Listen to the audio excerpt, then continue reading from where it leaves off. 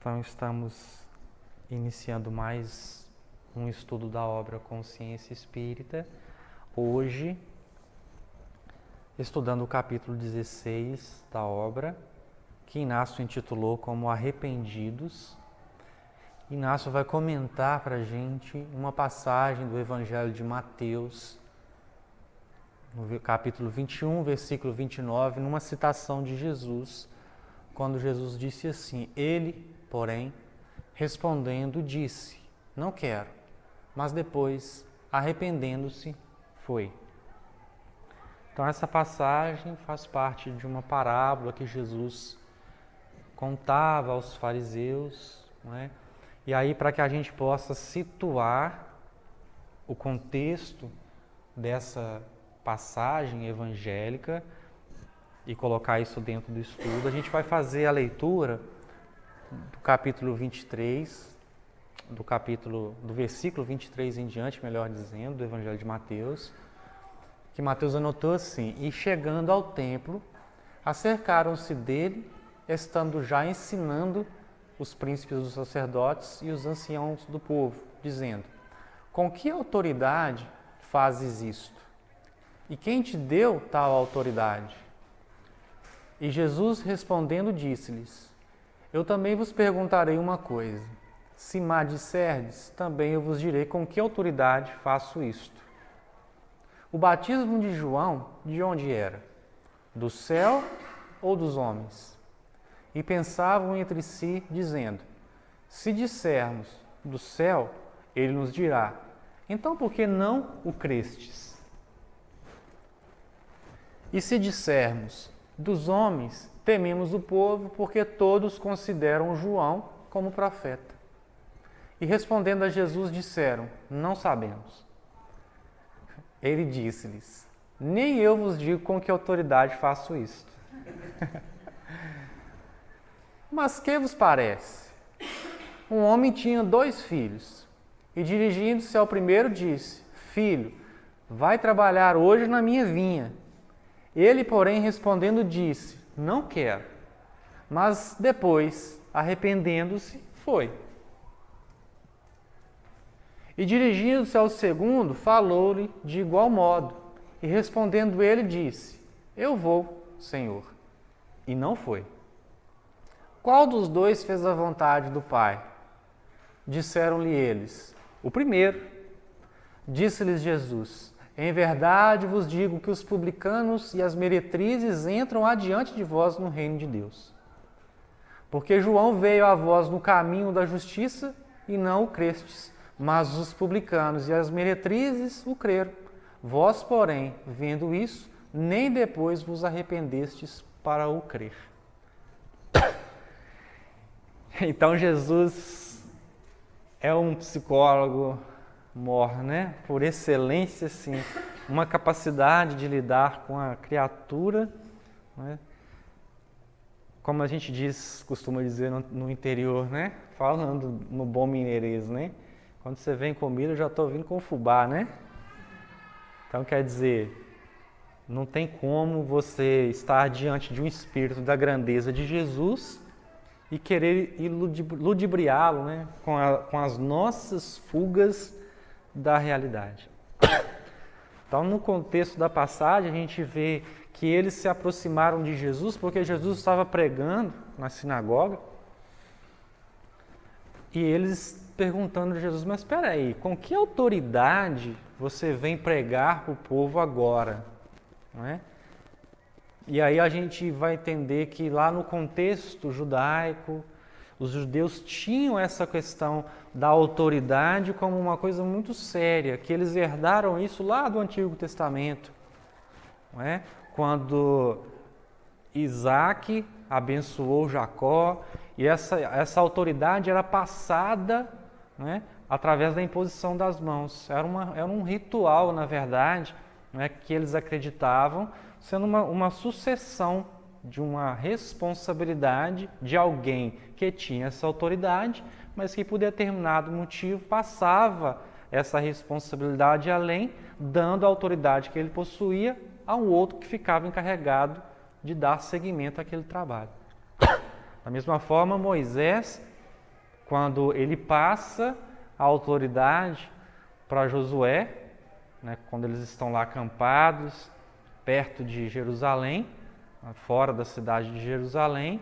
Então Moisés desaparece, né, sumiu, tomou chá de sumiço, de acordo com o Novo Testamento, e Josué fica com a incumbência, né? Então, ali os judeus, os principais, os sacerdotes, chegaram para Jesus e interrogaram ele: peraí, você está ensinando, não é? Quem foi que te deu essa autoridade? Fala, porque a gente vai lá, vai tirar satisfação com ele, se é que alguém te passou essa autoridade. Quem te impôs as mãos para que você pudesse falar sobre as leis, né? A Halachá, que era o Código Civil dos Judeus, que está lá no Levítico, as 615 leis, mais as leis rabínicas e as leis do Talmud. O Talmud é aquela interpretação que era feita da Torá e que era passado de geração em geração. Então eram estudos feitos pelos rabinos e ali se passava essa informação adiante através desses estudos. E quem tinha autoridade para pregar, para passar, eram os rabinos, os mestres, né? Os doutores da lei, aqueles que tinham autoridade de acordo com a tradição judaica para passar adiante o ensinamento. E Jesus não fazia parte daquele clã, não é? Daquele contexto ali de receber essa autoridade para falar. A autoridade que ele tinha era a autoridade dada por Deus, não é? Ao Cristo que veio trazendo a boa nova, a mensagem que ele divulgava. Mas em si, não é essa autoridade o tema central da nossa exposição, nem da passagem, do versículo. Não é? Jesus só fez com que eles mesmos refletissem e chegassem à conscientização da forma imprudente através da qual eles estavam agindo. Não é? Então, vou te perguntar também, se você me responder, eu te falo. Porque de acordo com a sua capacidade de conscientização, você vai me mostrar se você tem ou não capacidade para que consiga entender quando eu te explicar quem foi que me deu autoridade. Porque se você não consegue ter consciência nem das coisas que João Batista falou, quanto mais daquelas que o Pai me transmitiu diretamente. E aí quando eles, fugindo desse contato com a sua consciência, dizem: olha, se a gente disser que foi de João, que valia, ele vai falar que, né, por que a gente não segue, se a gente falar que é de Deus, vai dar problema de qualquer jeito, então vão falar que a gente não sabe. Não é? E aí quando Jesus fala assim: olha, um homem, um senhor de uma vinha tinha 2 filhos, com o primeiro ele fala: vai trabalhar, e o primeiro fala assim: tá bom, não vou não. Não é? Mas no meio do caminho, ponderou, refletiu, considerou a sua decisão e voltou atrás. E foi. O outro, dizendo que iria, lá no meio do caminho, mudou de ideia e não foi. E aí o que Jesus está dizendo ali nesse momento? Ele está fazendo uma análise, uma metáfora, uma parábola, para que cada um ali se enquadre em determinada posição. Qual a posição que vocês acham que vocês estão neste exato momento? Porque vocês receberam uma autoridade, essa que vocês estão me questionando, para conduzir ovelhas ao aprisco do Pai e também para se conduzirem-se a si mesmos. Para se conduzirem a si mesmos. Não é? E aí o que vocês vão? No meio do caminho vocês pensam assim: ó, tá bom, eu vou ser assim, vou fazer o que é da minha responsabilidade, mas no meio do caminho fala assim: não vou mais não.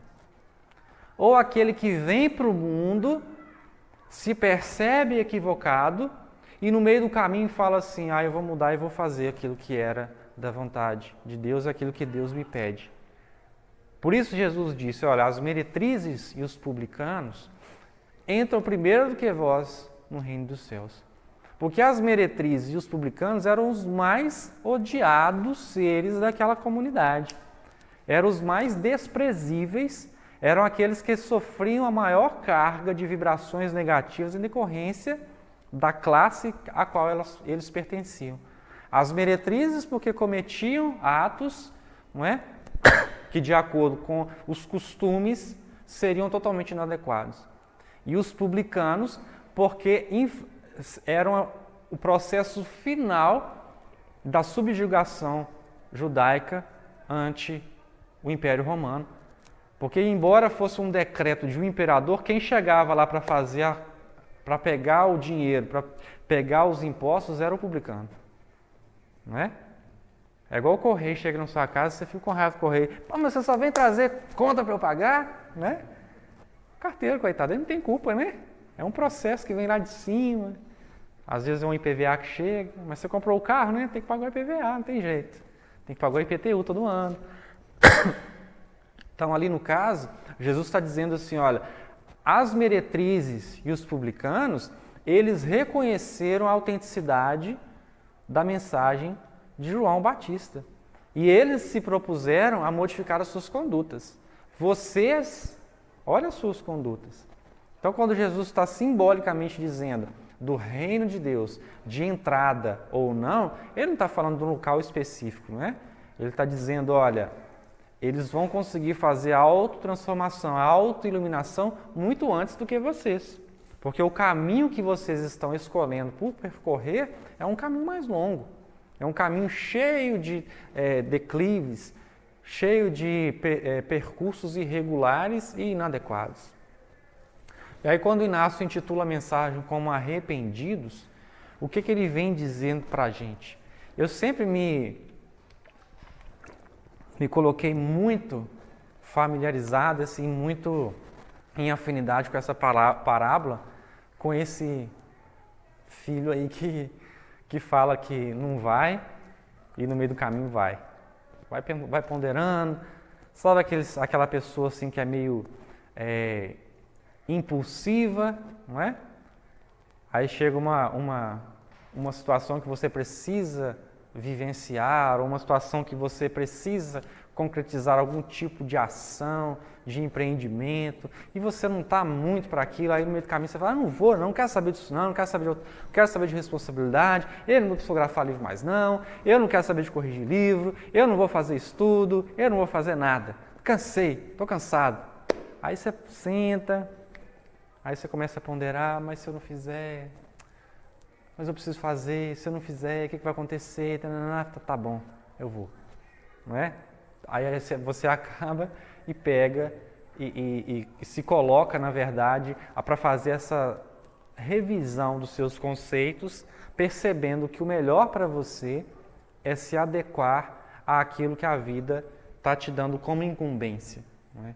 Entendendo um chamado que vem para que você, através desse chamado, consiga rever os seus conceitos, a sua forma de enxergar a vida, a sua forma de lidar com a vida e com as coisas do dia a dia. Porque os nossos maiores desafios são lidar com aquilo que a gente precisa realizar no nosso dia a dia. Nós somos espíritas, nós somos cristãos, mas nós somos chamados a vivenciar o espiritismo, o cristianismo no nosso dia a dia, não é? Na casa espírita a gente se prepara, a gente faz um estudo, a gente sabe que a gente vai fazer uma tarefa, a gente sabe que vai exercer algum tipo de atividade, a gente faz aquela preparação e a gente chega lá e realiza o que a gente se propôs. No dia a dia, as coisas são um pouco mais complicadas porque nem tudo você consegue arquitetar, programar, não é? As coisas, os imprevistos acontecem, o inesperado muitas vezes nos pega de surpresa, onde nós não estamos preparados para enfrentar determinado tipo de situações e a gente acaba sendo testado na nossa capacidade de mantermos fidelidade com aqueles princípios que a gente esposa. Então, quando Inácio vai falar sobre arrependidos, ele vai nos chamar para a necessidade de que façamos essa reflexão a respeito das nossas posturas. O que é que eu tenho feito? Como é que eu tenho me portado dentro dessas situações que a vida me pede, das incumbências que ela me passa, né? Como é que eu tenho me portado? E aí é um exercício individual de introspecção, de olhar para dentro de si mesmo e buscar as respostas. Então, quando Jesus fala através de uma pequena parábola, não é? Quando ele nos chama a atenção através de uma pergunta que é tão complexa, não é? E que vem nos causar uma revolução na nossa intimidade, não é? Quando uma simples pergunta, João, era do céu ou era da terra o que ele falava? Ali está todo um conceito para que faça uma revolução na sua intimidade, não é? E aí você, avaliando a sua vida e as suas posturas, você vai perceber, nós vamos perceber que nos mínimos detalhes Deus está o tempo todo nos chamando a atenção, nos dando direcionamento para que nós nos posicionemos de forma correta no nosso dia a dia. Muitas vezes é que a gente se faz despercebido, nós não estamos muito atentos para receber esses direcionamentos, para que a gente possa modificar as nossas condutas, não é? Porque a gente vai iniciar a mensagem e aí Inácio diz assim, olha, o Evangelho está repleto de lições que nos demonstram que é sempre tempo para que redefinamos posturas em nome do amor, em nosso favor, pelo benefício de todos. Então, se a gente for pegar o Evangelho e estudar todas as pessoas que tiveram contato com Jesus de alguma forma, todas elas se tornaram instrumentos para que nós hoje tivéssemos contato ao Evangelho e através daquelas pequenas lições vivenciadas por aqueles espíritos que estavam encarnados naquele exato momento, vivenciando uma existência na qual o Cristo estava encarnado na Terra, para que nós tivéssemos acesso a essas informações e colocássemos essas experiências como algo que nos traz ensinamento, lições imorredoras. Se a gente for pegar, por exemplo, a postura de Zaqueu, não é? Zaqueu tinha um certo pensamento, era um publicano, não é? E depois do encontro com Jesus, fez uma reflexão a respeito do seu proceder e disse, olha, se eu prejudiquei alguém, eu vou pagar 4 vezes mais, não é? Daquilo que eu tenho feito, tenho prejudicado o meu próximo. Então, quer dizer, um movimento de olhar para dentro de si e perceber o que eu tenho feito, que eu preciso modificar a minha conduta no dia a dia. Quando a gente pega, por exemplo, Madalena, Maria de Magdala. Maria de Magdala tinha uma postura, uma experiência de vida, que depois do contato com Jesus, ela faz uma transformação, não é? Espiritual, capaz de fazer com que ela fosse exemplo de renovação espiritual e tida como o modelo de renovação espiritual e modelo de vivência do que a Boa Nova veio nos oferecer e o trabalho que ela pode realizar a todos nós, em cada um de nós. Então, Maria de Magdala, ela é a essência, a síntese do que o Evangelho pode fazer pela criatura. Porque não só ela modificou a sua postura, mas através da mudança da sua postura, ela conseguiu arrastar outros tantos para o caminho do bem através do trabalho que ela exerceu. Então é por isso que Inácio está dizendo ali, ó, modificar, redefinir posturas em nome do amor, em nosso favor, pelo benefício de todos. Porque quando a gente se transforma espiritualmente, quando a gente se coloca na posição de difusor do Evangelho através da nossa mudança, nós nos tornamos colaboradores em potencial de Jesus, levando conosco aqueles que têm acesso ao Evangelho através daquilo que a gente realiza como bem que a gente é capaz de concretizar nesse exato momento, não é?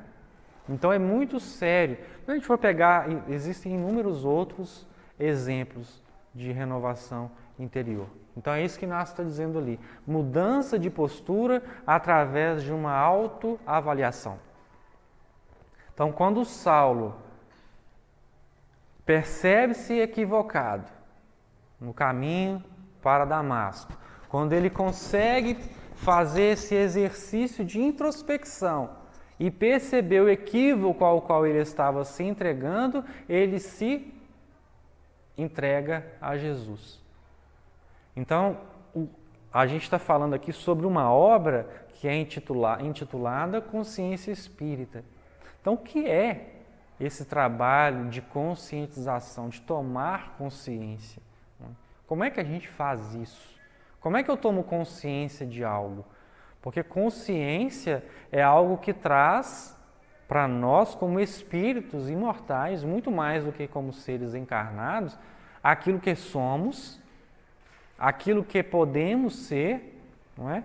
E aquilo que a gente precisa modificar para que a gente se transforme naquilo que a gente almeja como posição, como condição evolutiva, espiritual. Então, quer dizer, se eu não percebo, se eu não me conscientizo das minhas atitudes equivocadas, como é que eu posso modificá-las?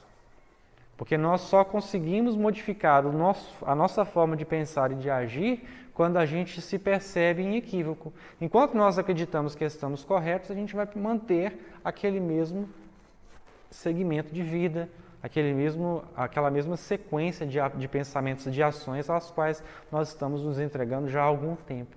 Então, o processo de conscientização, a gente tem dito, não é algo tão somente intelectual, racional, não é? Existe um pensador, que no momento me foge o nome, que diz que não há nada no nosso intelecto que não haja passado antes pelos nossos sentidos. Então a gente pensa que muitas vezes que... Oi? Comênio? Que muitas vezes nós acreditamos que esse trabalho de autoconscientização é algo racional, como uma equação matemática que a gente resolve para chegar a um denominador, não é? Então, quer dizer, como é que eu percebo fisicamente, intelectualmente, o que é passar fome? Passando fome, sentindo fome, não é? Então, quando eu estou com fome, o meu corpo sente a necessidade da alimentação do corpo físico, da nutrição do corpo físico, e aí, racionalmente, conscientemente, eu sei o que é passar fome. Embora meu pai costumava dizer que fome é de 3 dias em diante. Ele disse que passou fome na infância, e quando a gente costumava falar assim, eu estou com fome. Às vezes minha mãe estava lá demorando para fazer a comida, a gente ficava com aquela ansiedade, não, mas eu estou com fome, estou com fome. Ele falou assim, não, fome não, você está com apetite. Fome é de 3 dias em diante, você não sabe o que é fome não. Então quer dizer, intelectualmente, se alguém falasse fome, se você olhar no dicionário, você vai ter lá a descrição do que é o significado da palavra fome. Agora, quando eu sinto isso fisicamente, através dos meus sentidos, intelectualmente eu cheguei à conscientização do que é passar fome. Agora, o que é que eu faço com essa informação que chegou no meu intelecto? Bom, passar fome é uma situação complicada, eu não quero passar não. Então eu vou fazer de tudo para que eu não passe. Mas eu também não estou preocupado com quem está passando não. O negócio é eu não passar, não é? Então quer dizer, eu posso trabalhar essa informação de uma forma que vai fazer com que eu cresça espiritualmente através de uma simples informação, que é saber o que é passar fome. Porque quando eu me coloco no lugar do outro, eu sei o que é, eu sei como é, eu vou me preocupar com a situação do outro se o outro está numa situação na qual eu não gostaria de estar, porque eu sei que é difícil. Não é? Então a gente vai pensar de todas as formas.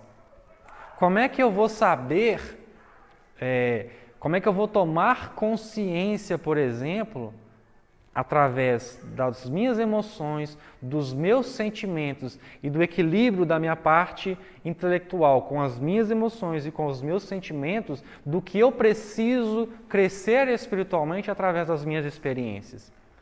Então, por exemplo, muitas vezes, por essa forma de nos tornarmos enceguecidos diante da vida, como os fariseus que não quiseram enxergar a verdade, porque é um dito popular que o pior cego é aquele que não quer ver, né?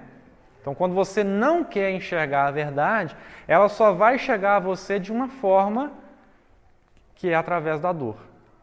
Através da dor que vem te trazer uma informação que você poderia ter aprendido de uma outra forma que não aquela. Não é? Então, quando você lê lá no Evangelho, a recomendação de Jesus, perdoa. Quantas vezes? 7? Não, até 70 vezes 7? Não, perdoa infinitamente, sem condição. Perdoa. Então você vai trabalhar a informação. Perdoar. O que é perdoar?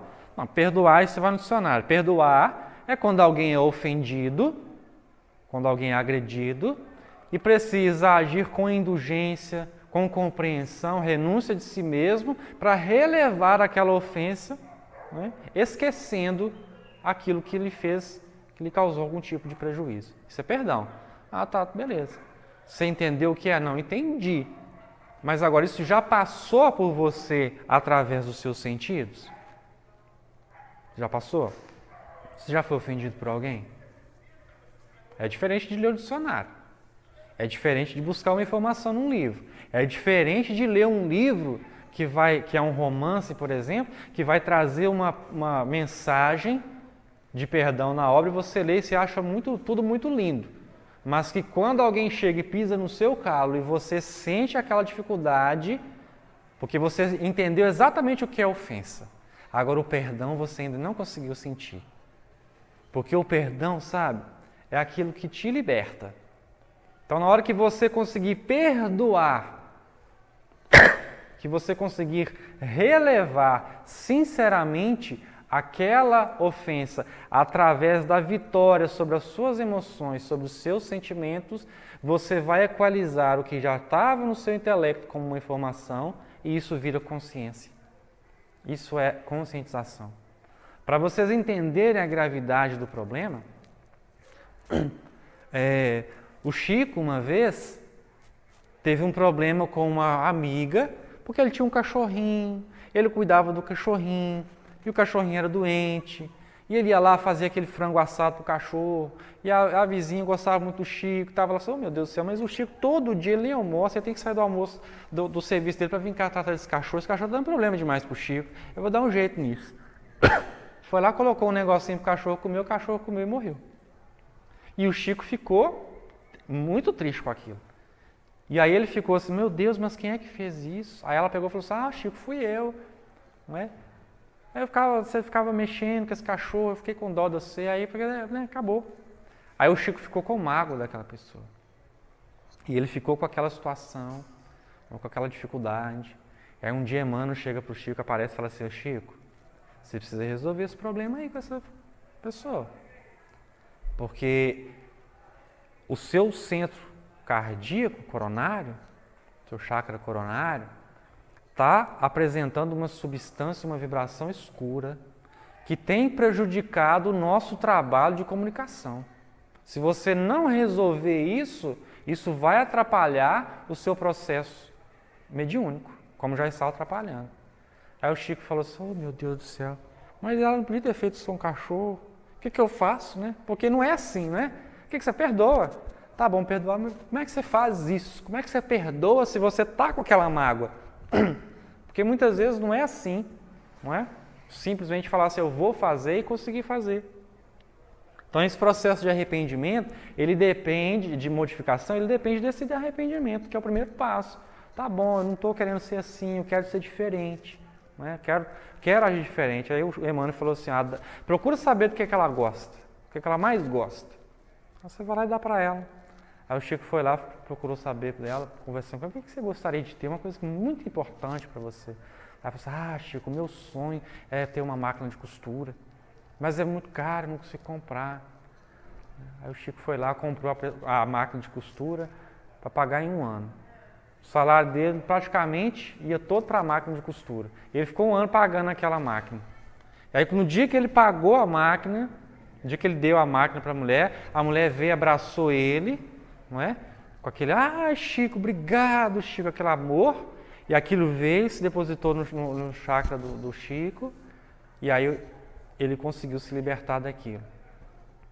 Em uma outra ocasião, uma pessoa que havia tido um problema com o Chico, falou alguma coisa do Chico e mudou de cidade.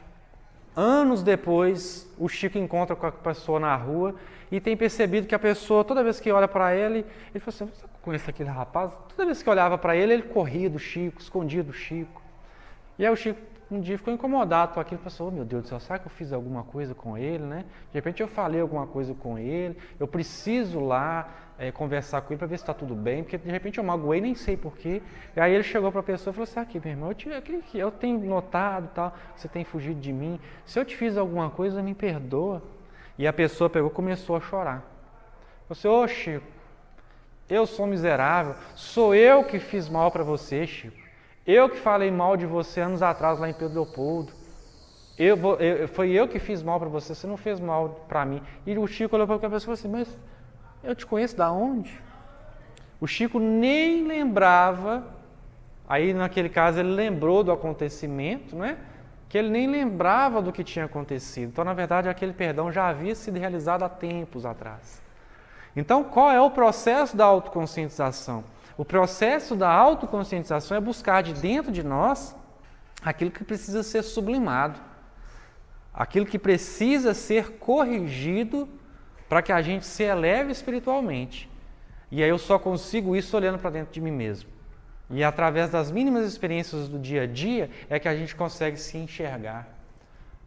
E aí Inácio vai prosseguir dizendo assim, ó, nesse contexto, o capítulo 21, versículo 29 do Evangelho de Mateus traz ensinamento sublime deixado por Jesus à humanidade.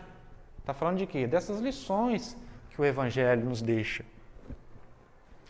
Inácio continua, entretanto, para que compreendamos a citação do Cristo, abstraindo-lhe a riqueza, é necessário avaliarmos que, muito além do que expor a dificuldade do homem em atender de pronto ao convite que lhe conclama a efetivar ações de ordem elevada, a passagem evangélica demonstra a capacidade humana de reparar seus equívocos, modificando suas condutas a partir de sua boa vontade em compungir-se sinceramente de suas deliberações equivocadas. Olha como é que Inácio é consolador. Porque quando você pega assim, se você for avaliar, fazer uma avaliação puramente literal da passagem, dizendo assim, olha, o pai mandou ele ir, e ele ficou com uma vontade, mas no meio do caminho ele arrependeu e foi. Você vai pensar assim, nossa, mas como o ser humano é difícil, né? Tudo que manda fazer, vai fazer com uma vontade, né? Mas olha como é que Inácio é consolador, ele pede para a gente fazer um movimento contrário, ele fala assim, olha, a passagem não está mostrando isso. Olha o lado positivo, ela está mostrando assim, olha, vê como é que o ser humano é capaz de modificar suas condutas. Você conseguiu enxergar isso antes? Muitas vezes a gente não consegue, né? A gente só vê o dedo apontando para a gente como se Jesus estivesse apontando o dedo para os nossos defeitos. O que ele faz, como fez ali com os fariseus, é levá-los a esse movimento de introspecção, de retirar de dentro de si a resposta que está lá, o caminho que está lá, porque está dentro da nossa consciência, não é? O que a gente deve, o que a gente não deve fazer, o que está na lei. Então, nesse momento, Inácio está dizendo assim, olha, percebe que o que Jesus está querendo mostrar ali não é falar assim, não, como o ser humano tem má vontade de seguir a orientação de Deus. Vamos focar nisso não. Vamos focar no lado construtivo, de mostrar assim, olha, percebe quando alguém toma uma decisão equivocada, está agindo de forma equivocada, que essa pessoa tem a condição de fazer essa autoavaliação e modificar sua conduta a partir daquele momento. Então não foi o que Jesus, por exemplo, propôs a Saulo? Saulo, Saulo, por que me persegues? Não recalcitreis contra o vosso aguilhão. Não é? Vou te dizer o quanto vale sofrer em função e razão do meu nome. Olha, a partir de agora, não que você esteja completamente resguardado pela sua própria consciência, que é o que está te cobrando. Não tem ninguém te cobrando nesse momento. Não é?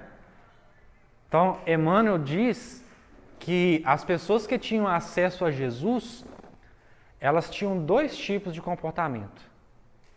Uma não conseguia olhar no olho de Jesus, abaixava a cabeça e não olhava para ele, tamanha vergonha, porque ao estar em contato com Jesus, o que estava dentro dela era como se ficasse escancarado para ela mesma. E ela lembrava dos seus equívocos e tinha a dificuldade de encarar o olhar de Jesus.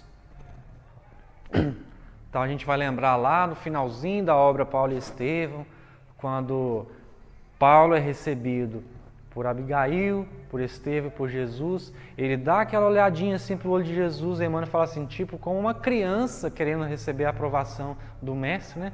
Eu fiz certo, né? E aí Jesus fala assim, tranquilo. Aí que ele, né? Oh, beleza, né? Então tá tranquilo.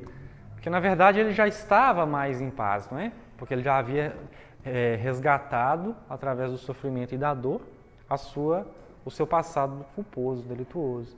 E a segunda classe, segundo tipo de pessoa, chegava diante de Jesus e desabava em lágrimas. Tamanha a emoção que sentiam ao estarem em contato com o Espírito da grandeza de Jesus. Quer dizer, um Espírito que já estava com o sentimento aberto para receber as vibrações de amor de Jesus. Então, quando você olha para a lei, através do Evangelho, através do que a lei te pede para vivenciar, se você está vendo um dedo acusador, ou se você está vendo uma energia amorosa que te ampara e te cuida, é questão da forma como você encara as suas experiências. A forma como você vai receber o direcionamento, ele vai falar mais alto em você através da forma como você ouve. Então tem muita gente que fala assim, eu não gosto de Emmanuel não, Emmanuel é muito pesado, Emmanuel é muito ditador, ele chama muita atenção, né? Quer dizer, a forma como Emmanuel fala faz com que a pessoa sinta-se um pouco constrangida, porque de alguma forma dói lá na intimidade, fala um pouquinho mais alto, né? Quando ouve os puxões, quando lê os puxões de orelha de Emmanuel, e assim da espiritualidade toda, né? Mas a forma como cada um de nós vai vivenciar isso é bem particular. Daí Inácio prossegue. Conserva, pois, o ideal de receber de boa mente as incumbências que o Senhor designa-te diariamente. Então, olha só, quando você chega numa casa espírita, por exemplo, que você se candidata a uma informação, a uma tarefa, ou quando você não está nem esperando aquela tarefa, mas o seu coração está pedindo, eu queria tanto fazer alguma coisa, ou você está no desejo de servir, e chega algum convite para que você realize algum trabalho, é o seu coração que estava em ressonância, em afinidade com os princípios mais altos da vida e que clamou essa incumbência que te está sendo dado naquele exato momento.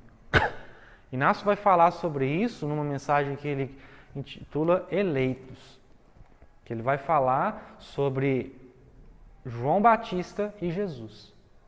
Que quando Jesus saiu ao encontro de João Batista, Jesus realizou a sua primeira peregrinação missionária. Foi a primeira peregrinação de Jesus, foi o encontro de João Batista. E Inácio vai chamar a atenção de que Jesus só consegue chegar a João Batista porque o João Batista já estava chamando Jesus. É bonito demais, né? Porque quando o trabalhador está pronto, o trabalho aparece. Não é assim que André Luiz fala? Agora, a forma como nós nos capacitamos para estar sendo mais propícios ao trabalho do bem é um processo gradativo e constante. Porque se eu olho para mim e falo assim, eu não tenho condição para fazer nada, eu não sei fazer nada, eu não sou médium, eu não sirvo para nada, eu não ouço, não faço nada, não sirvo para nada. Não é? Ali você está numa posição comodista, confortável, na zona de conforto, acreditando que você não tem incumbências no mundo, porque você não recebe obras psicografadas, porque você não dá estudo, porque você não é presidente da casa espírita, não é? Como se quem fosse médium, como se quem fosse presidente da casa espírita tivesse numa capacidade além daquela de outras pessoas, não é? E a gente sabe que os encargos que nos são passados, eles nos são passados para que algo muito maior do que nós, a nossa individualidade, não é, seja colocado em pauta, que é o trabalho de assistência e o trabalho de elevação da humanidade através de uma atividade cristã. Então, se candidatar a um trabalho é louvável, mas buscar aprimoramento espiritual e buscar aprimoramento para estar capacitado a trabalhos, né, inúmeros tipos de trabalho, é sinal de exercício de esforço do espírito. E é necessidade individual como é que fala? Intransferível, mas inadiável, né? Que a gente precisa fazer o quanto antes. Então, esse chamado vai encontrar ressonância em nós de acordo com a nossa forma de agir, de pensar no dia a dia, de chamar esses direcionamentos. Inácio vai dizer isso, olha, edifica ideais nobilitantes em tua intimidade, para que as convocações do Altíssimo encontrem ressonância em teu íntimo. Porque se o trabalho chega e você fala assim, nossa Senhora, não é mais um livro, pelo amor de Deus, não é? Pelo amor de Deus, eu devo demais, né? Aí chega para o presidente da Casa Espírita e fala assim, não tem ninguém querendo candidatar a presidente, vai ter você mais um mandato. Como é que fica? Não é? Aí você, ao invés de reconhecer aquilo como algo que, poxa, não é uma confiança de Jesus, algo que vem te pedindo, porque você está te pedindo é porque é depositado nas suas mãos uma confiança na sua capacidade de realização do trabalho. Muitas vezes a gente se sente assim, estafado, não quer saber disso, né? Fazendo o movimento contrário de sermos gratos. Se verificas em ti leve tendência a rejeitar as oportunidades de exercer as funções altivas que a vida coloca em teu caminho, não demores em mudar tuas posturas, avaliando que não será recomendável que tu percas a mínima possibilidade de agir com espírito de benevolência e de elevação, voltando as costas aos chamados que o Pai endereça-te. Então, quer dizer, não ouvir, fingir que não ouve, etc., é voltar as costas para Deus, que está te pedindo para que você realize aquilo que você está em condições de realizar. Não te faças voluntariamente inútil, porque é voluntário. Quando você não aceita, alguém vai realizar aquele trabalho que seria seu. Então lembra lá da codificação, Kardec com o Espírito da Verdade. Aí se eu não quiser, não é? E se eu não quiser? Aí o Espírito falou assim, aí é direito seu, você tem o livre-arbítrio, não é? Mas o trabalho não para não, vai ser outro, a gente vai arrumar outro colocando no seu lugar. No momento, o primeiro da fila é você. Mas com certeza, se você não quiser, não é? E aí a gente vê inúmeros chamados, inúmeras pessoas que vêm para a Terra com responsabilidades grandes, específicas, determinados campos da sociedade, falindo, não é? Porque não se colocam nessa condição de ter recebido essa ordenação do mais alto. Então, contemporâneo lá a Kardec, quem era? Que estava lá colocando os pés pelas mãos? Napoleão, não é? Então, a codificação faz questão de relatar, quem veio preparar o caminho para Kardec, para o codificador. Napoleão veio fazer aquele trabalho ali, não é? de liberdade, de tudo mais, mas de repente se perde no meio do caminho, não é? A gente vê outras pessoas que são lideranças dentro de determinadas partes, de determinados contextos da humanidade, se perdendo ao longo do caminho, por quê? Porque não se reconhecem como alguém que está recebendo uma incumbência muito além do que os seus próprios caprichos pessoais, não é? Por isso que Chico a gente tem que louvar tanto, né? E agradecer tanto, porque Chico passou a existência todinha realizando fielmente o seu apostolado. Perdão. Quando ouvires a voz que te direciona às tarefas que te competem, alegra-te com o trabalho que te é ofertado. Receber com alegria, né?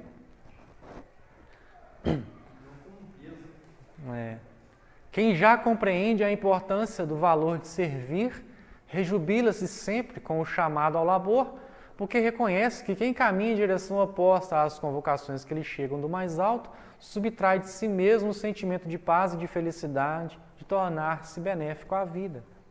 Então, quando a gente realiza uma atividade, uma tarefa, e a gente percebe o quanto aquilo beneficiou as outras pessoas, o quanto que aquilo fez com que alguma realidade fosse transformada, aquilo é o maior pagamento que a gente recebe. Né? Aquela sensação de dever cumprido, da consciência que fez exatamente o que deveria ter sido feito.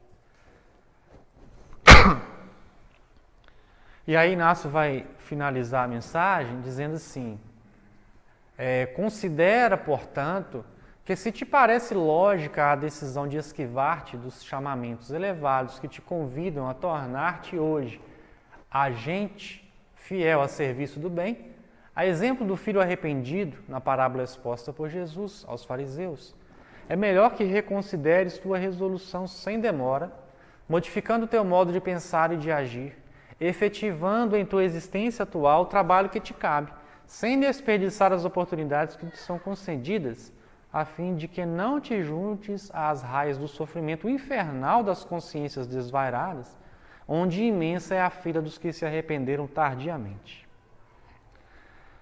Então, o que Inácio está dizendo ali? O que a gente precisa entender como se arrepender tardiamente? Não é? Porque é sempre tempo para redefinir posturas em nome do amor e em favor do bem de todos, não é? Que é o que ele disse lá no começo.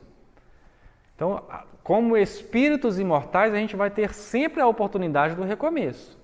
Mas aquela existência, ela tem começo e tem fim. Então é isso que Inácio está dizendo. Porque muitos adentram o plano espiritual após a desencarnação, arrependendo tardiamente, porque aquela existência não volta mais. Então Inácio está relembrando aqui uma frase de André Luiz, quando André Luiz diz que tudo volta, com exceção do tempo perdido. A gente pode redefinir posturas dali para frente, mas o que foi feito, está feito. Então, fazendo alusão aí ao ditado popular, né? O inferno está cheio de arrependido, né? Quer dizer, se arrepende depois que aquela oportunidade já passou, já se findou. Então a gente sempre diz, é sempre tempo para recomeçar, para redefinir posturas, modificar conceitos e atitudes, em nome do amor, em favor do nosso próprio bem.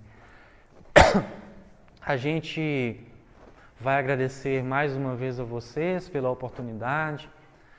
Estamos falando hoje da Casa Semente de Luz, de Santa Bárbara, Minas Gerais, Brasil. A gente agradece imensamente a essa casa que sempre tem nos recebido com tanto carinho, convidando vocês a estarem acessando o nosso espaço virtual, lá no nosso site www.tarsoseditoraespírita.com.br. Lá vocês terão acesso a alguns projetos, dentre eles o projeto Consciência Espírita, que são os estudos das mensagens contidas na obra, no livro Consciência Espírita, escrito por Inácio de Antioquia. Então, quem quiser ter acesso aos capítulos anteriores que nós já estudamos, nós estamos no capítulo 16, não é? Quem tiver a ideia de estar participando com a gente, fazendo comentários, tendo acesso aos outros estudos, serão sempre muito bem-vindos, e a gente deixa aqui o nosso agradecimento a todos aqueles que têm visitado esse espaço, que é um retorno para a gente daquilo que o trabalho pode alcançar ao longo do mundo, né? Então a gente agradece a todos e que a gente possa fazer essa reflexão a respeito daquilo que a gente estudou na noite de hoje, possamos voltar mais fortalecidos para os nossos lares, com a certeza de que Jesus está sempre do nosso lado. Muita paz para todos.